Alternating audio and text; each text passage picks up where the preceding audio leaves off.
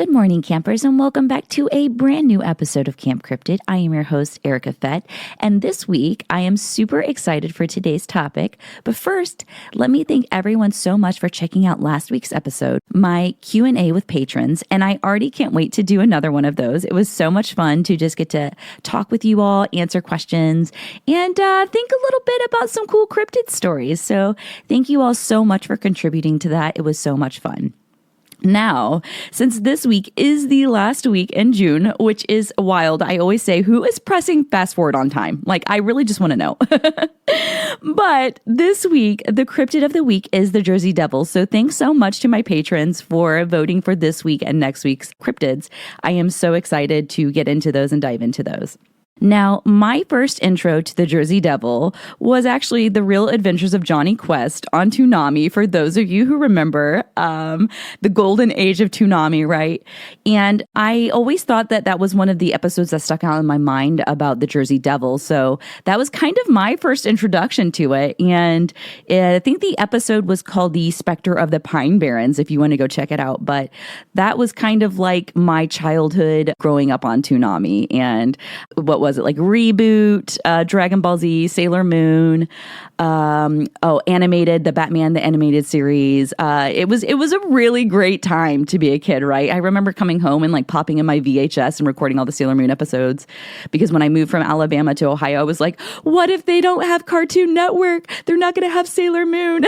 So somewhere in my parents' house right now are a ton of VHS with like just every episode of Sailor Moon on it. So but to get back into the cryptid today, so for today's episode, let's journey deep into the woods and marshes of the Pine Barrens of New Jersey and explore this legendary creature and its cursed origins.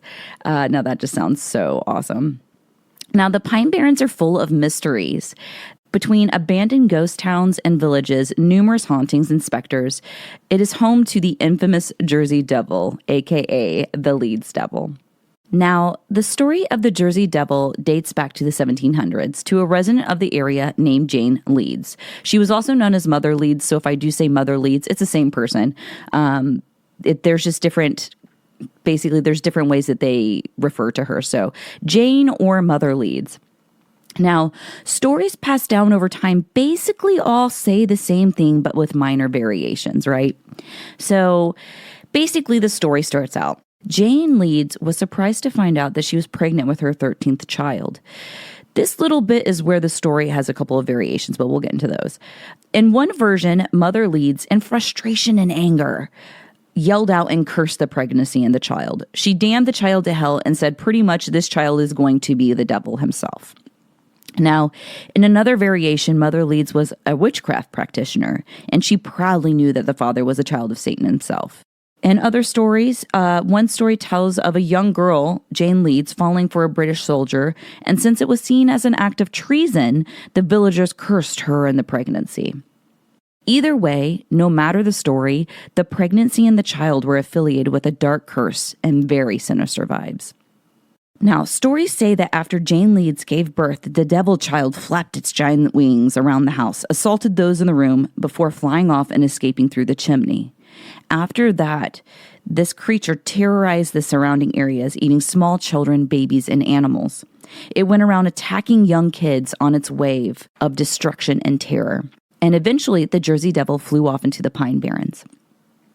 Now, since this story, there have been numerous people documenting seeing a strange, large flying creature with hooves as feet, screeching overhead as it lurks in the treetops.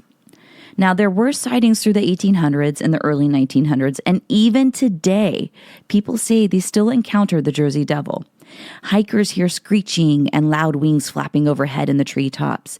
Drivers at night say a large human, bat-like creature flew in front of their car, disappearing into the nearby tree line. So, there have been sightings for over 200 years of the Jersey Devil at this point. Now, even if you don't believe in the legend of the Jersey Devil, the Pine Barrens still have an element of creepiness, as it holds many mysteries and hauntings that make it a must-go-to on your checklist if you're exploring weird and the macabre. Now, there are not only multiple stories of ghosts like the Atco ghosts that roam the Pine Barrens, but there are also a ton of satanic rituals in those woods, with multiple travelers saying that they encountered people with hoods and robes.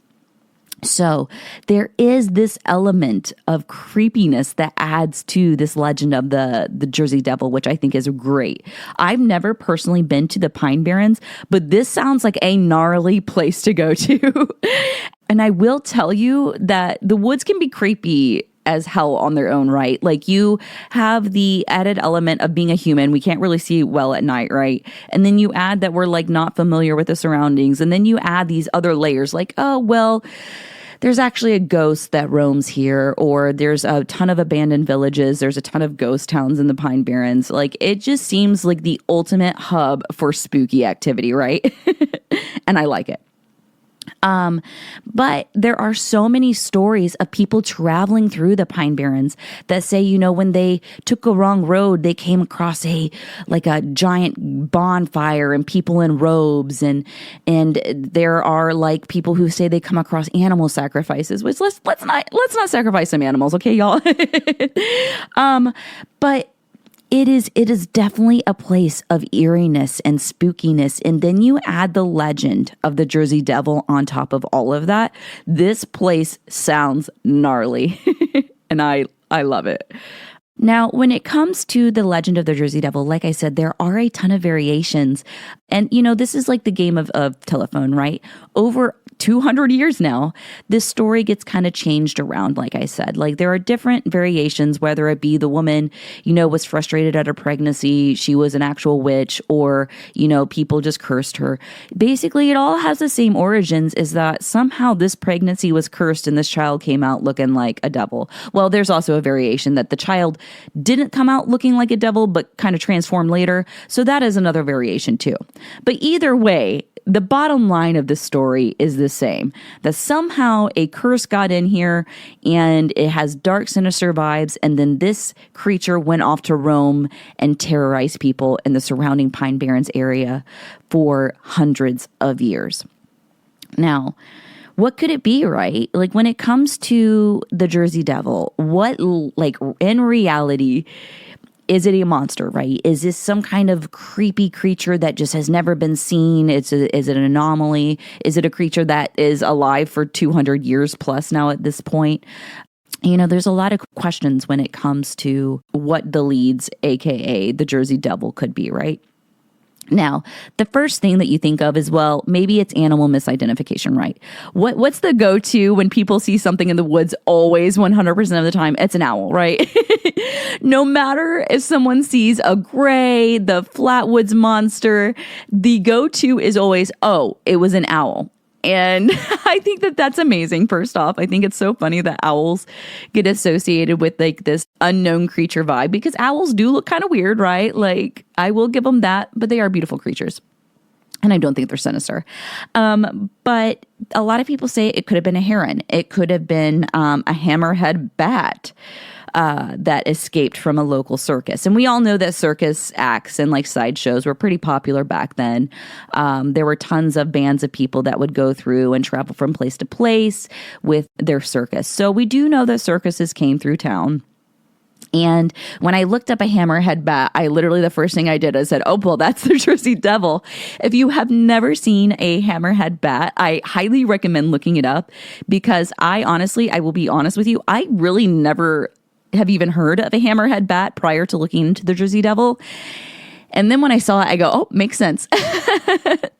So I will say the hammerhead bat is, to me, kind of a lead contender of this one. But I will say, back in the 1900s, when some of these sightings of the Jersey Devil were going on, scientists of the time thought it to be a prehistoric creature that could have existed at one point. They thought that maybe this prehistoric creature was just surviving in caves and like deep in the forest. And I know at one point, I think one of the zoos in the surrounding area even had like a bounty saying like, if you can capture it, we'll give you this giant wad of cash, right? but nothing was ever caught. So the mystery of the Jersey Devil and what it could actually be still exists today. We really don't have any sense of what it could have actually been or what it actually is. The sightings are still going on to this day. So whether it's a creature that's existing over hundreds of years, an immortal creature of the dark, right? Or whether it is some type of creature that has just been breeding, we just don't know, right? It is definitely a mystery, and it definitely adds to the creepiness and overall vibe of the Pine Barrens being this haunted, creepy place, which I love. So if anybody is from New Jersey or the surrounding areas and has ever traveled through the Pine Barrens, I'd love to know if you think it's creepy or if you've had any experiences with ghosts or eeriness or anything of the like in the surrounding area. So I'd love to hear from y'all campers if you think it's a creepy, awesome place. And any stories you may have, because I know I'm doing a Campfire Tales episode soon, so I'd love to get some New Jersey stories in there. Now, whether or not, it is a creepy cryptid or an unknown monster or a devil, demon, right? I think that the story of the Jersey Devil is really cool, and I think it's really exciting, and I think it's fun to have these urban legends and folklore in areas, and really that communities embrace it, right?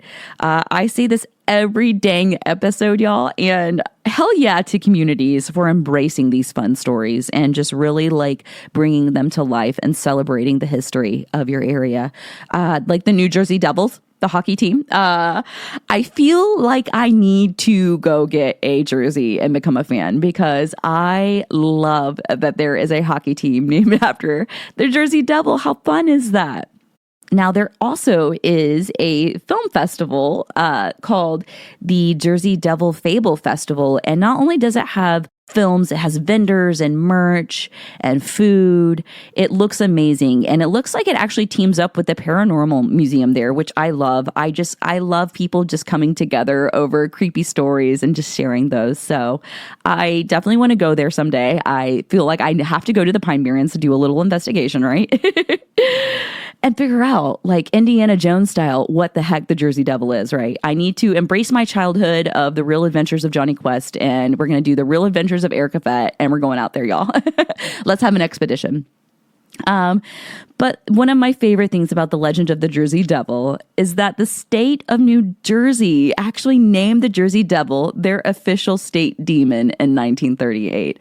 So New Jersey is on another level, y'all. And I just think that is amazing and so fun. And it definitely just adds to the states and the communities embracing their folklore. And I want people to go visit. I want people to go to these festivals, enjoy the stories, enjoy the food, meet other people, interact and just bond over creepy stories over campfires. And that is just my favorite thing ever. So one of these days, your girl is going to go to the Pine Barrens and we're going to do a little camping expedition and I'll come back with my findings.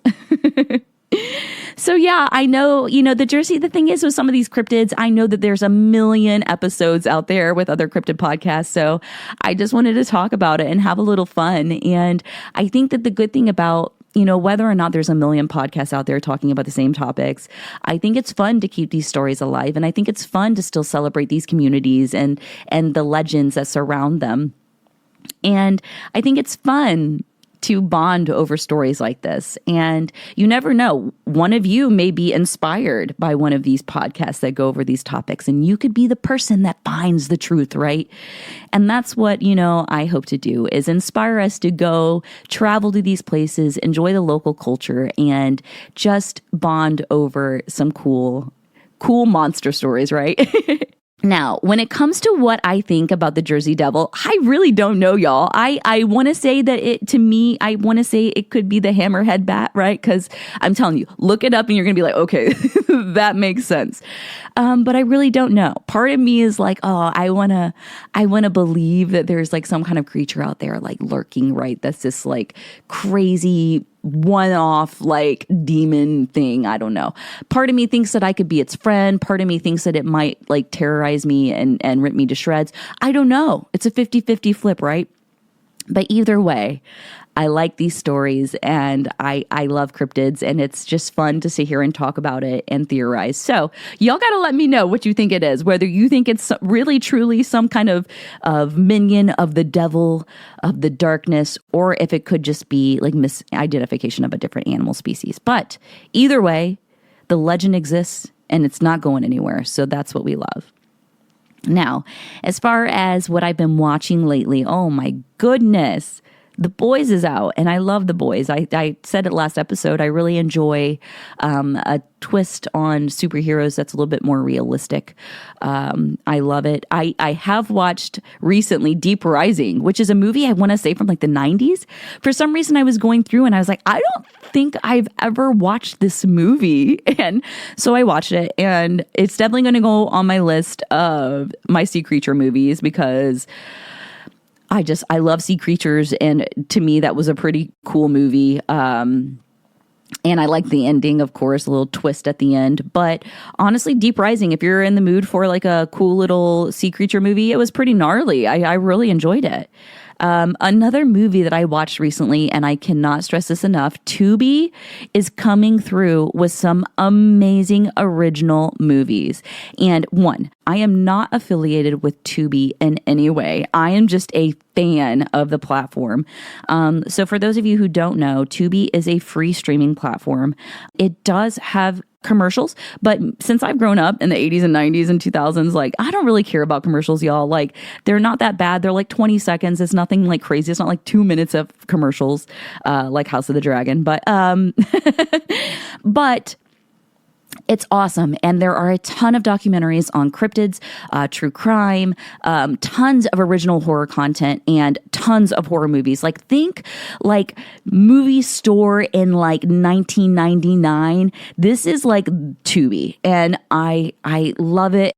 Also, I am featured in a documentary on there. So if you do end up downloading Tubi and you want to check me out on some cryptid action, World's Scariest Monsters is also on Tubi, and you can check me out on there.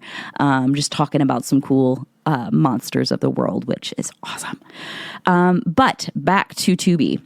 Clickbait Unfollowed is a movie that I watched recently, and it's one of their newer originals, and I cannot tell you how much I love this movie. I thought it was awesome. I love the cast. I love the concept, and I just thought it was such a fun watch. And so I highly, highly, highly recommend Clickbait Unfollowed. And if you like Clickbait Unfollowed, follow it up with Slay, because if Slay does not get a sequel, I'm going to flip tables, y'all. I'm going to flip tables.